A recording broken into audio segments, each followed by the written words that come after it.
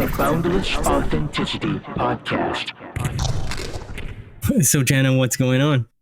Hey, Jehan.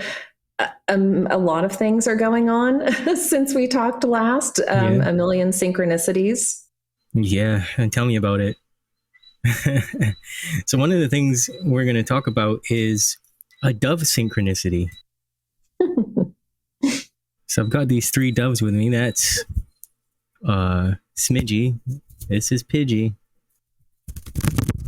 And he's going to go up there and he's going to crash. And eventually he'll be back. So we have Smidgy and Pidgey. Come on, darling.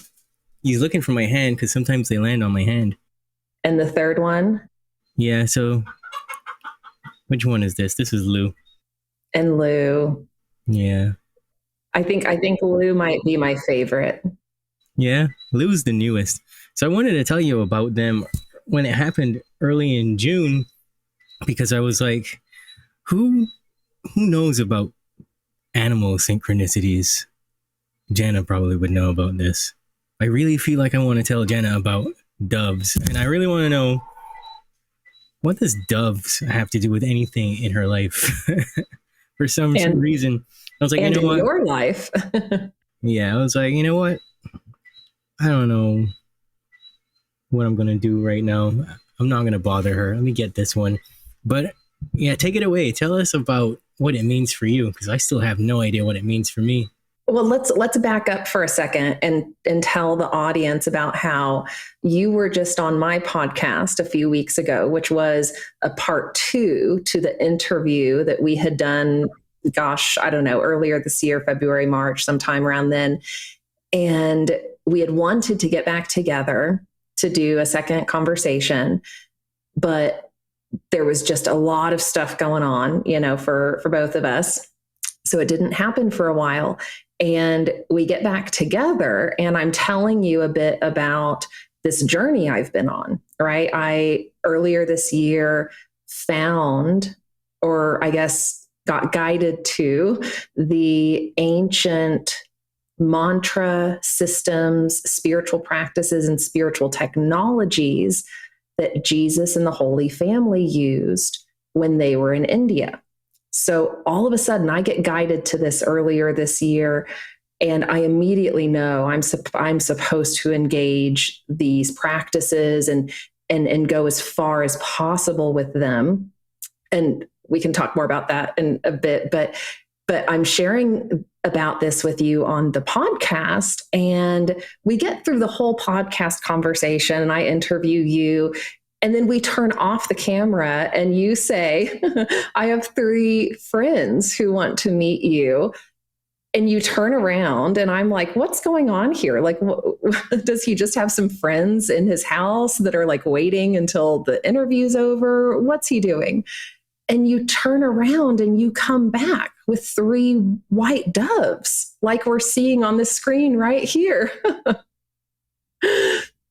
And that's when you asked me, like, what do you think this means? And it is particularly meaningful for a number of reasons. And I'm curious, Jehan, have you told your audience about how they showed up?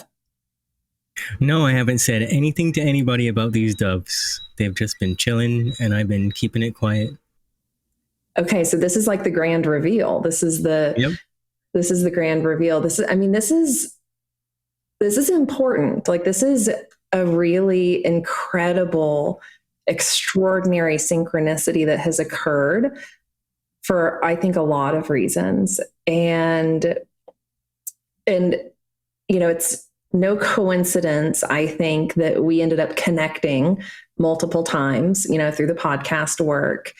And it's no coincidence that this path I've been on, this deepening of my spiritual practice, and I guess path of mastery, if you want to call it that, is literally about activating divine energy channels. It's about activating your ability to channel the highest level of divine energies. And these practices I've been engaging in this year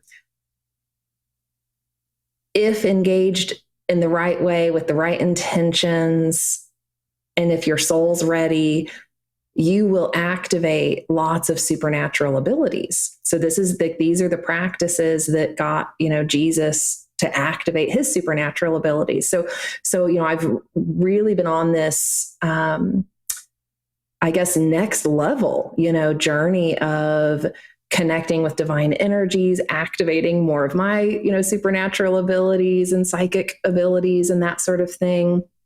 And as soon as you asked me about the doves, you said a few weeks prior to our interview that you kind of wanted to reach out to me and ask me about it, but you didn't for some reason. And, divine timing. Yeah. Back then, it was only Pidgey and Smidgey. Lou didn't show up yet. Okay, so so that's why the third one. I went on vacation for a week or so, and I came back, and my girlfriend had said to me like 3 weeks when they showed up. So that would have been 3 weeks before that when they showed up. She said to me, these things happen in threes, and I was like, okay, yeah, you're right. Yeah. Yeah. And then it did, and then the third one showed up. Yep. And then you ask me about them, and I'm like, I immediately have this kind of energetic activation and this knowing that, this is an important synchronicity for both of us. And I'm getting chills now as we're talking about this. This also, so this relates to some of the work I've been doing. It relates to a number of past lives I've had in ancient Greece related to priestess work, oracle work, working in the mystery schools, when the mysteries were being kind of transferred from Egypt to Greece. And it relates to a past life you and I share. And that's why the doves showed up for you, but you felt compelled to show them to me. And we ended up like having this dialogue and engagement about like, what does this even mean? And like when do like three birds of the same type just like show up, that's just so odd in the way that it happened for you. And they're tame. Like these doves are like just chilling in your house, and they just want to hang out with you. Like this is not a normal, like wildlife sighting. Yeah. I want to tell you something else too. So when they showed up, I asked my mom, have you ever seen an albino ground dove before? She's like, never in my 67 years of life have I ever seen one. I was like, okay, well, explain this to me. She was like, I have no explanation. They usually just come in brown or gray, and that's it.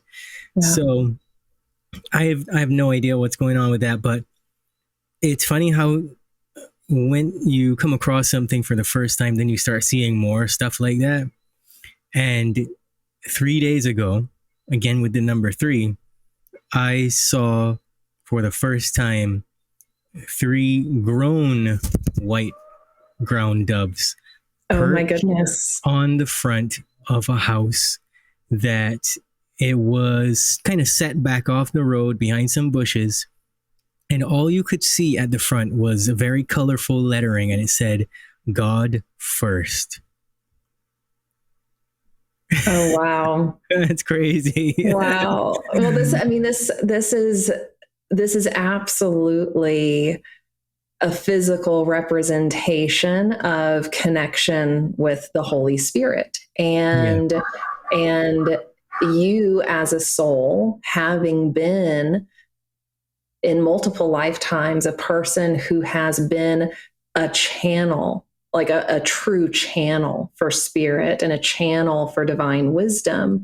And the 3 white doves, have a lot of symbology. Like there's a lot of symbolism around the 3 white doves. And last year when I was having a past life activation and memories, like visceral recall, like that's how real I know this past life was for me. It's like I had flashbacks, like just spontaneous flashbacks as this activation started to occur. And as I was looking into, what I was experiencing and where I was experiencing this in the past and, what was happening around that time, I found symbolism related to doves. So the lifetime that I accessed last year was a lifetime where I had been engaging in divine birth practices. So way back in the day, like back when we had matriarchal cultures on Earth, and there was a priestess culture of the divine feminine kind of power being revered, utilized, activated in our spiritual centers around the world.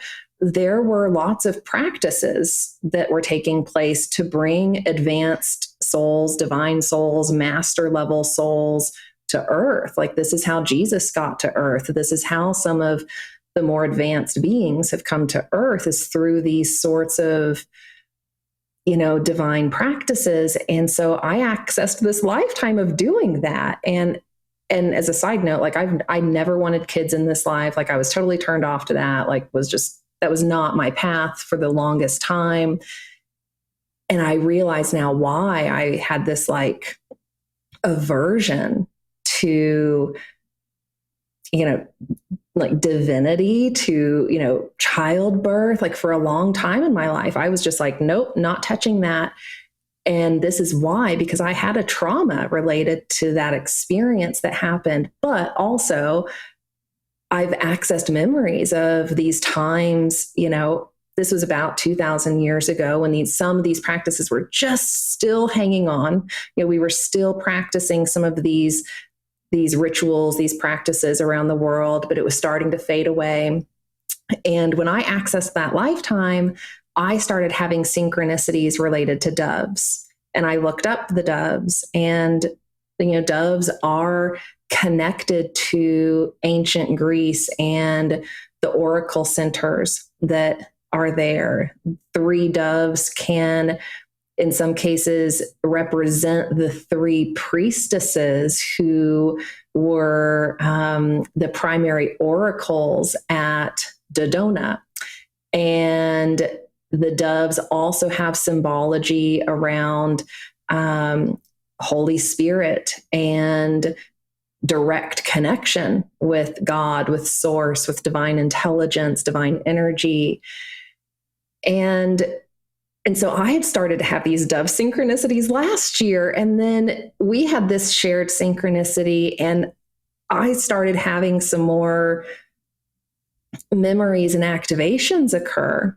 And I had already tapped into this one lifetime that I was just referencing around divine birth, which was on the island of Delos in Greece. I'd already tapped into a lifetime in Delphi, which was another kind of prominent oracle center in Greece.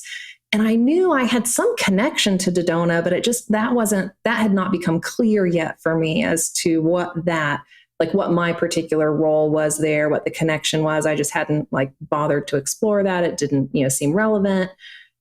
Well, then you and I start having this synchronicity while I'm engaging these spiritual technologies that are meant to purify the system and purify the soul, and in some cases allow, a woman to do those sorts of divine birth practices to bring a really advanced soul to earth. And so all of a sudden I'm like, whoa, this is an extraordinary synchronicity. And I'm starting to have memory of you as an oracle in Dodona. So you and I had a shared lifetime as oracles, as people who worked in the mystery schools, who worked for, these, I'm getting huge chills now, for, these groups that were, serving the people who were in power, serving the people who wanted prophecy and, wanted their, psychic reading and that sort of thing. But there were certain groups of oracles and priestesses and priests, who also were serving the kind of royal classes and that sort of thing. So in Dodona, I think that we shared a life there. That's where you and I have a strong connection from. That is very interesting. It makes sense to me, though. It really does make sense. I just have not been able to get back there because, that stuff is random. When you regress yourself, it's very random. So it's not going to take you to what you're looking for, right? Yeah, not always. Not Yeah. always. Yeah. Well, Yeah. it's also like, the level of detail you get on past lives or any sort of psychic, information that's coming through for you. It's supposed to be like relevant to what you're doing in this life, so it's not always relevant for us to access like all of these details. Sometimes just accessing like the key theme or the key connection with another person or that sort of thing, like that's enough. That's enough to move you forward on your path, and you don't need to know more. But yeah, that was coming through for me pretty strongly, that's where we've known each other from. And it makes sense to me because of the last podcast conversation we had where you were sharing with me more of your psychic gifts and how those gifts have just kind of naturally come online for you throughout your life. And that, like, just having that innate ability means you've had a lot of lifetimes where you worked to develop those abilities, Yeah. Yeah. I always know stuff that's going on with other people too. Because if you remember, the very first time we were supposed to talk, something was going on. You were working through something. Yep. And I just picked up on it and I sent you an email. And you were like, oh, well, I almost skipped out. Yeah. And I Yeah. knew somehow. Jahan, he felt that I was about to cancel on him on the podcast. Yeah. Yeah. Yeah. So stuff like that happens all the time with a lot of different people. Yeah. Mm-hmm. Yeah. It makes sense. It makes sense that you probably would have had many lifetimes where that was a primary thing you were doing, focused on, Yeah. your soul just has that programmed into it. Yeah. Yeah. But the synchronicity doesn't stop there. Can I tell you about the ravens? You mentioned it to me briefly about the ravens and how you were scared they were on your roof or something. So this was like a few days after the white doves, right? And I've been tuning in and like asking, okay, like, clearly there's multiple layers to this synchronicity that's occurring, and what are we meant to get from this? What am I meant to get from this? And it was towards the end of exploring that and tapping into the meaning and kind of integrating that and feeling like, okay, I think I got, what this was meaning, for both of us.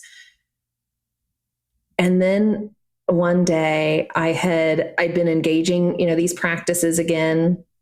And again, these are all about, right, like allowing yourself to be a channel for the Holy Spirit, that sort of thing. And I start hearing all of this banging on my roof. And I'm like, what is going on? Like, it's normally pretty quiet around here, So I'm like, is there a person on my roof? Like, what is happening? So, and I have a deck outside. So I go outside on the deck and I kind of like peek, to like just see if I can see what's going on up there. All of a sudden, a raven pops its head over the edge of the roof, then a second one, and then a third one. And then all three of them look at me and squawk and then fly away.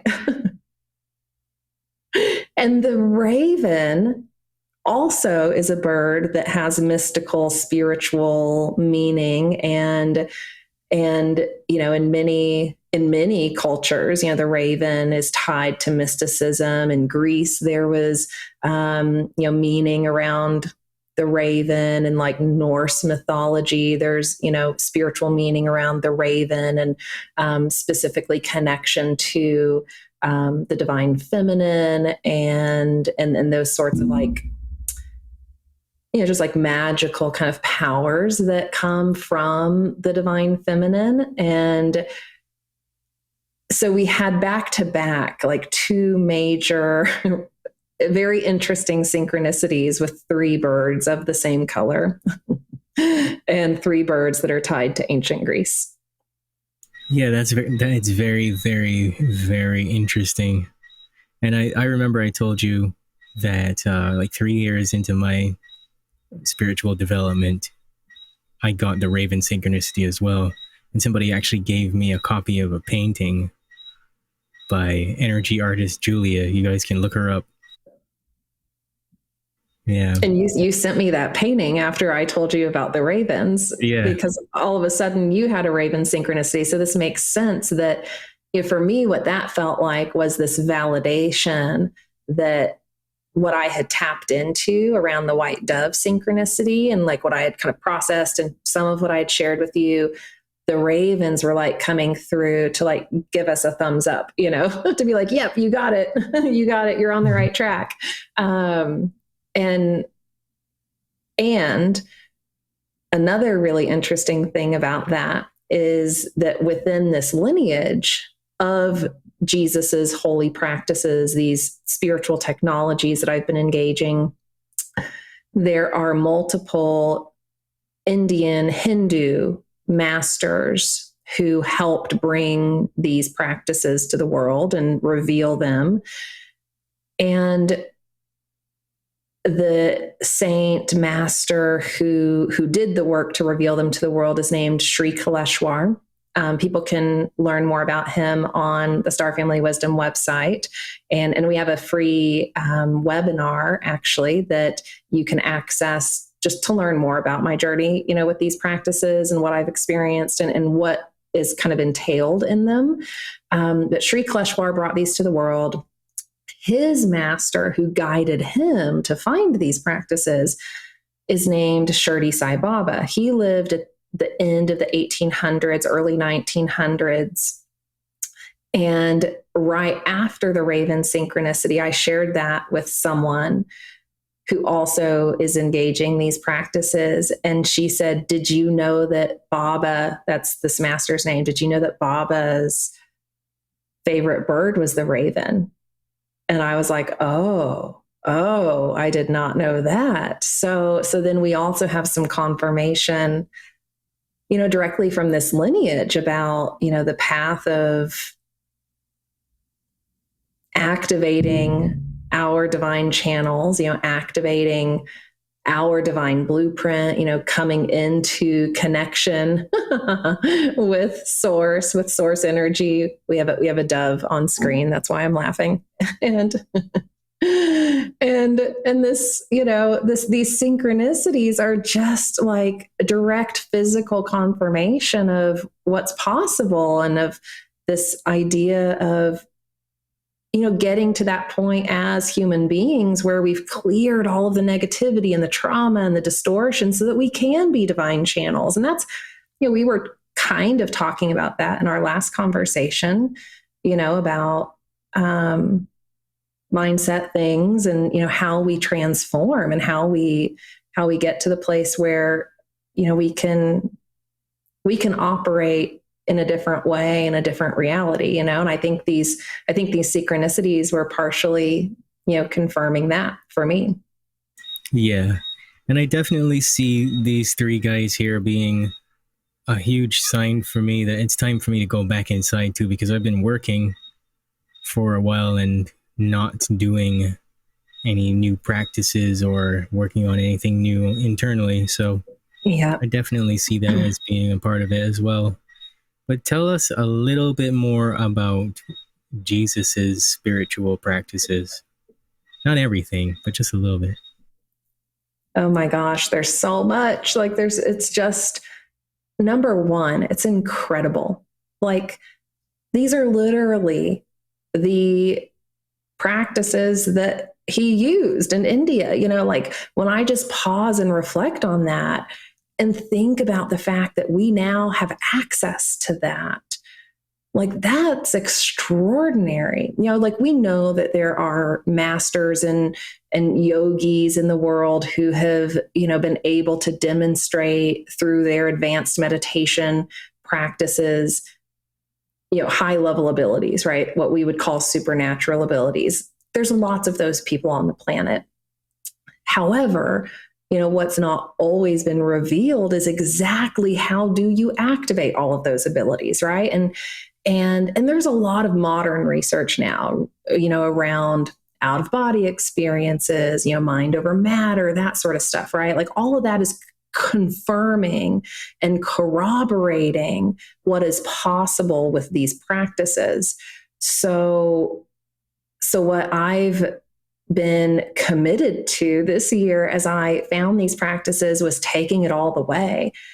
Like, I know that part of my path, my journey, my destiny is to do all of them, like to do as many as possible, to go to the highest levels of, spiritual advancement that, a human can go to. Like, I want to test them on myself. And so, and that's been part of my goal with anything I've done with Star Family Wisdom is, I don't teach or share anything that I haven't personally experienced or tested on myself. And so here I have this opportunity at the beginning of this year to start testing these practices, these processes, and these practices involve advanced meditation, mantras that are some of the most powerful mantras in the world, and yantras, which are like the schematic or drawing of the mantras. So if people are familiar with like sacred geometry symbols and that sort of thing, like that's a yantra.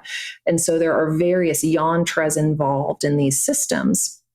And all of these systems are meant to take us down the path of initiation. So to become high-level spiritual initiates, but also to do really deep soul purification and healing. And so as you start engaging these practices, you'll experience that. Like, you'll experience, any distortion, any negative energy, any negative programming that is still sitting within you or your system. It's going to help kick that out of your system. And that can be an uncomfortable process. Like, about that process through the work that you do. But these are such advanced, like, and high level energies we're working with that. One disclaimer I've kind of talked about with folks is that it is, good to have already had a solid spiritual practice and maybe have engaged in things like sacred geometry, drawing and meditation, or shamanic practice, or Reiki, or, having gotten some of those foundational initiations done for yourself before you start, going all the way with these practices, because these are hardcore, spiritual practices if you commit to them. And so within these mantra systems, like there's one for the womb space, and it's called the Holy Womb Chakra.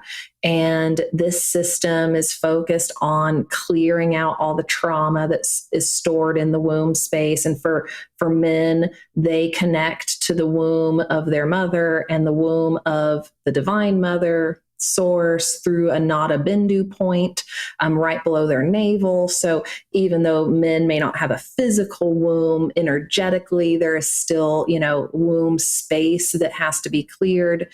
And then there's also a process of empowerment, bringing empowering divine energies into that space. There are processes for clearing karma and healing family trauma and connecting with your higher consciousness. So there are mantra systems that will, strengthen your connection to your higher self, to your, Brahma consciousness. There are mantra systems to heal anxiety and fear. And there are mantra systems for energetic protection.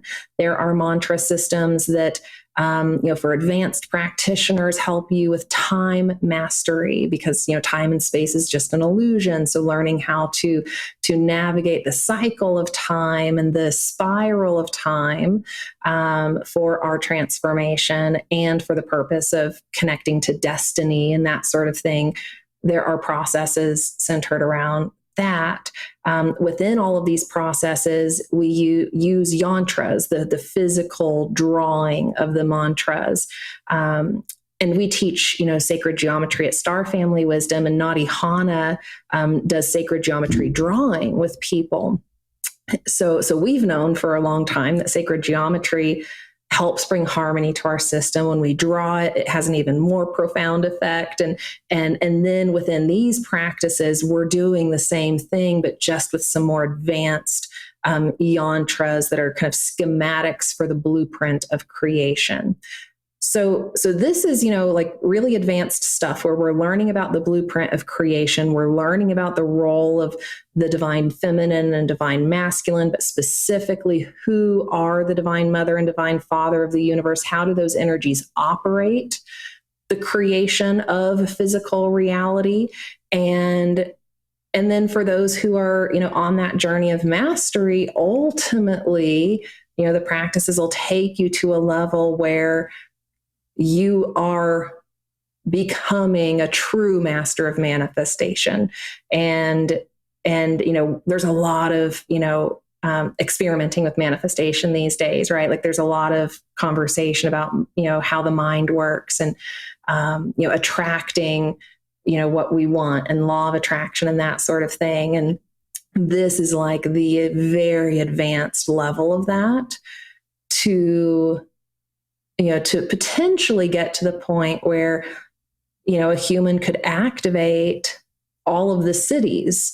And for those who don't know what the cities are, those are supernatural powers, gifts, abilities that one can attain that helps a person with the right intentions to combat negativity and heal, people and be a channel for the divine. So that's the potential, of what's possible within these practices. But, what I experienced so far is profound and extraordinary, and they work. My interest is peaked 100%. I think the Dove synchronicity was also about you being a prime candidate to engage these systems. I'm getting huge chills again because of where your soul's at. The work your soul has done, the work your soul is doing in this lifetime, the fact that you already have, some supernatural abilities turning on in you, they've already turned on. And this can help you just round that out and like take it to the next level. And I've talked about these practices being like spiritual technologies for starseeds, for souls who are, intentionally going down that path of spiritual initiation, who are here to help carry the light, who are here to be healers, who are here to help transform the world, who know they've had lives in other civilizations. Like you're prime candidates, to engage these systems and utilize these energies for the good of the world. Yeah, you're right. It's interesting to me because I remember having this urge deep down a few years into my spiritual development where it was just, I need to know everything there was about Jesus, the man, everything about it. And, when you go down that path, what happens is you get thrown into the Gnostic tradition and things like that, or you stumble across what's that guy's name, Nicholas Notovich, or his work and stuff like that, and it leads to a dead end, and nobody's going to talk about it. Nobody wants to talk about it. So yeah, it's definitely interesting to me. This is like the missing piece of the puzzle. I did a podcast episode recently where I did a recap of some past life regression cases related to Jesus and the Gnostic groups and the Essenes. And I've been like noticing some really interesting connections between some of the information that Sri Kaleshwar, the saint who delivered these practices to the world, some of what he talked about with Jesus, because he accessed past life memories with Jesus. And the reason he was able to bring these practices to the world was because of a past life agreement he had with Jesus that, they knew these practices would have to go underground for a long time. They knew that there would have to be I'm getting huge chills again. Oh my gosh, there would have to be this long period of secrecy around these sorts of practices before they could really be revealed in a way where they could be utilized properly.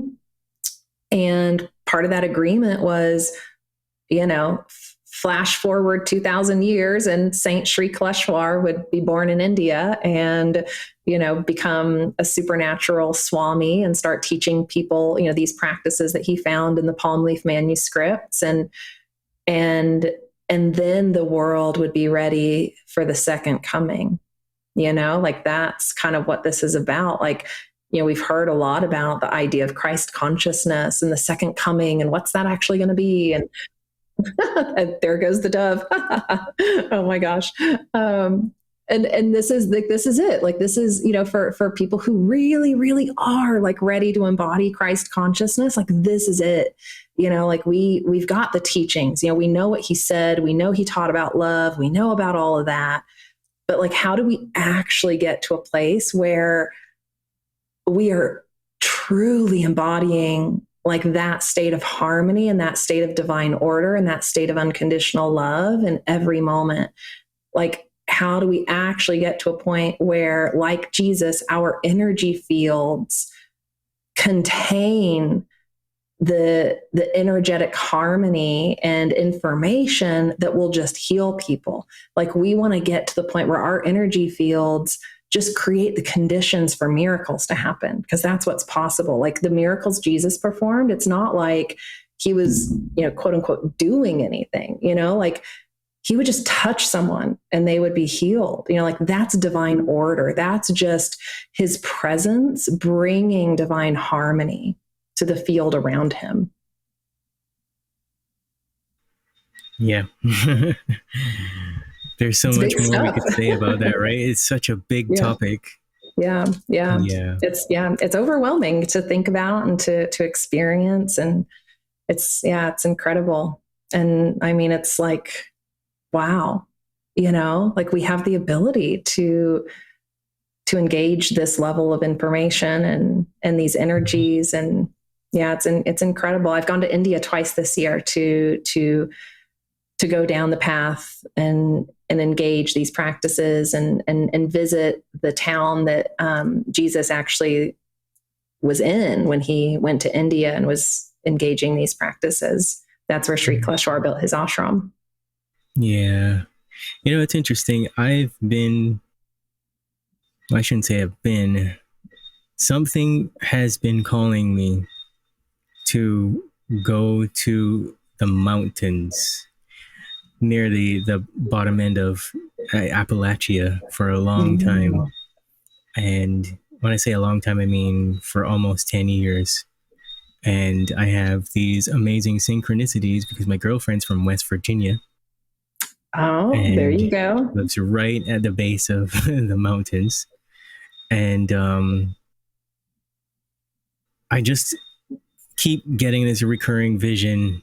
This is going on about 9 years now, where I'm seeing myself with this big retreat where I'm bringing animals in and people in, and they're getting healings and learning all these different spiritual practices and things like that. And I mean, it's a slow build, but I'm trying to get there, It's interesting you mentioned mountains, because there's a connection with like holy wisdom and mountains, and the idea that a lot of the great masters have utilized mountains and the energy that mountains contain to further their spiritual enlightenment.